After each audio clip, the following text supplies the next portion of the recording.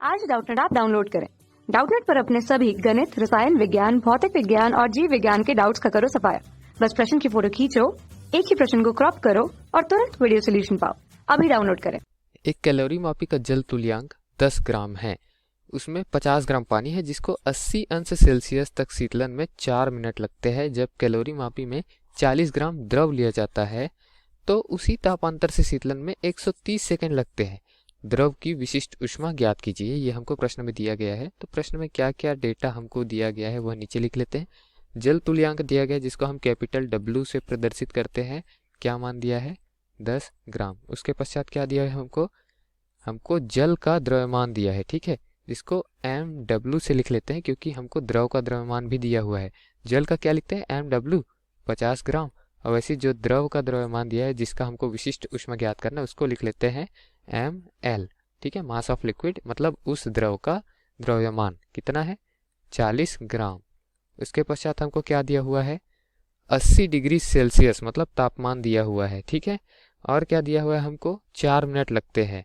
दोस्तों यहाँ पर तापमान जो है उससे कोई हमको फर्क नहीं पड़ने वाला न्यूटन के शीतलन नियम से, क्योंकि दोनों द्रव के लिए हम एक दूसरे की पक्ष को बराबर कर देंगे और तापमान दोनों के लिए समान रहेगा, ठीक है। 4 मिनट लगते हैं मतलब समय एक दिया हुआ है। किसके लिए समय दिया हुआ है? समय दिया हुआ है जल के लिए। तो इसको क्या लिख लेते हैं? TW लिख लेते हैं। जल के लिए समय कितना दिया है? 4 मिनट। अगर इसको सेकंड में परिवर्तित करें तो 4 गुना 60 लिख सकते हैं।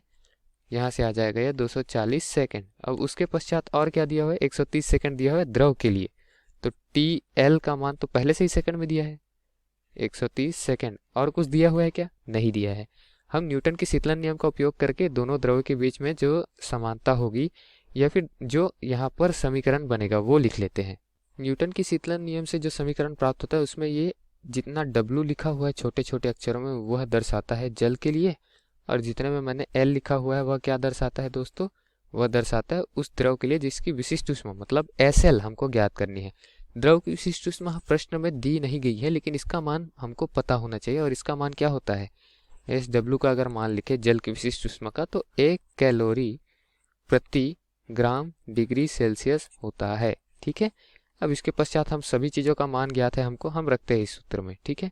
तो चलिए रखते हैं। MW का मान मालूम है हमको जल के लिए कितना दिया है? 50 ग्राम दिया है द्रव्यमान। तो 50 गुना यहाँ SW का मान 1 कैलोरी प्रति ग्राम डिग्री सेल्सियस, तो 1 धन W का मान कितना दिया है? 10 ग्राम दिया है, ठीक।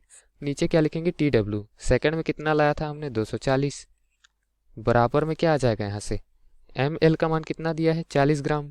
SL का मान नहीं पता, ज्ञात करना है। और W का मान 10 है, समान रहेगा। T1 का मान कितना दिया था? 130 सेकंड दिया था। अब उसके पश्चात SL को एक पक्ष में बाकी को दूसरे पक्ष में कर लेते हैं। 50 गुना 1 50 होगा, धन 10 60 होगा। 60 बटे 240 जो है उसको अगर हम हल करेंगे तो 6 बटे 24 आएगा, यानी 1 बटे 4 आएगा। तो 1 बटे 4 आएगा और 130 को यहाँ तिर्यक गुना कर देंगे तो 130 बटे 4 लिख सकते हैं, ठीक है। ऋण 10 लिख देंगे क्योंकि यहाँ धन 10 है, बराबर 40 SL। अब यहाँ से SL का मान हमको ज्ञात करना है तो 130 बटे 4 को हम क्या लिख सकते हैं दोस्तों?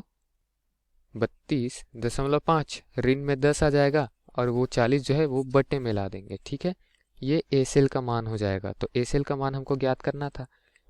ये 32.5 ऋण 10 जो होगा 22.5 आ जाएगा। 22.5 बटे 40 करेंगे तो 0.56 आएगा मात्रा, ठीक है। और इसका मात्रक अगर लिखे तो कैलोरी प्रति ग्राम डिग्री सेल्सियस आ जाएगा। यही हमको प्रश्न में ज्ञात करना था, मतलब दूसरा जो द्रव दिया है उसका विशिष्ट ऊष्मा कितना है यह हमको ज्ञात करना था, जो हमने यहाँ पर ज्ञात किया हुआ है दोस्तों। तो दिए गए प्रश्न का इस तरीके से हम हल कर सकते हैं। धन्यवाद। कक्षा 6वीं से 12वीं से लेकर नीट, IIT, JEE वो एडवांस के लेवल तक 1 करोड़ से ज्यादा छात्रों का भरोसा। आज ही डाउनलोड करें डाउटनेट ऐप या व्हाट्सएप करें अपने सारे डाउट्स 8400 400 400 पर।